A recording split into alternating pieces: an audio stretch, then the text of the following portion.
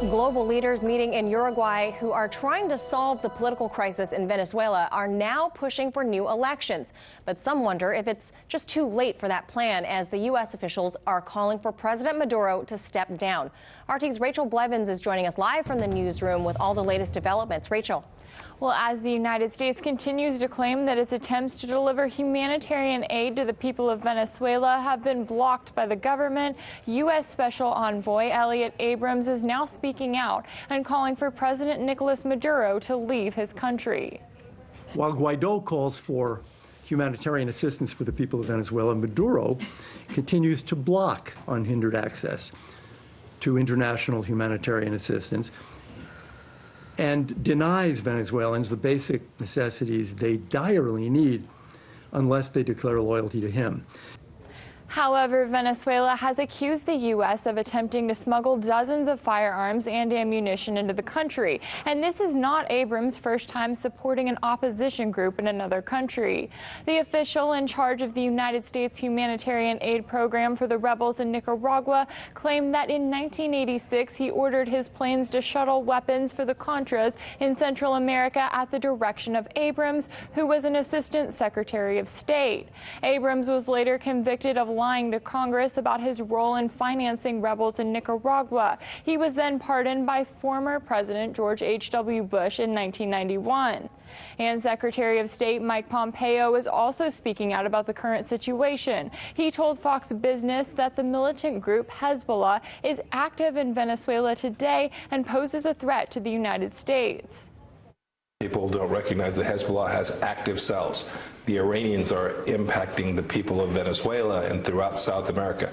We have an obligation to take down that risk for America.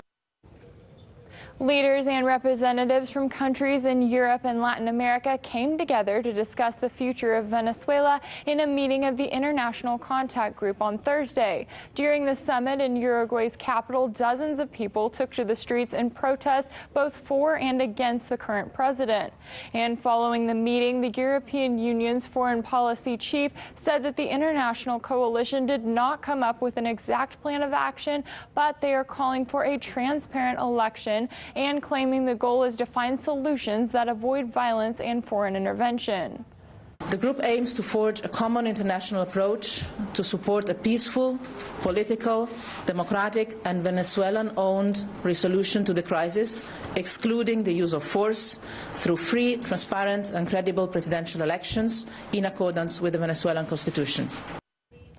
While the U.S. calls for him to flee the country, President Maduro is standing firm. And in an open letter to Washington, he accused the Trump administration of wanting to invade Venezuela, not for freedom and democracy, but for control of the country's resources.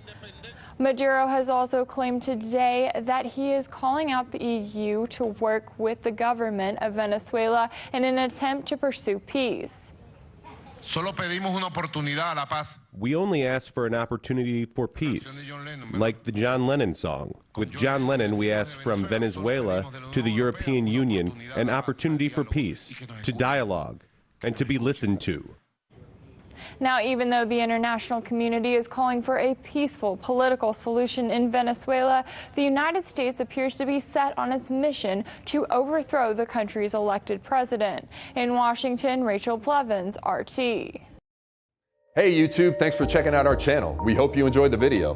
We have tons of content for you just like this. For more of RT America's one-of-a-kind news and analysis, be sure to subscribe and never stop questioning more.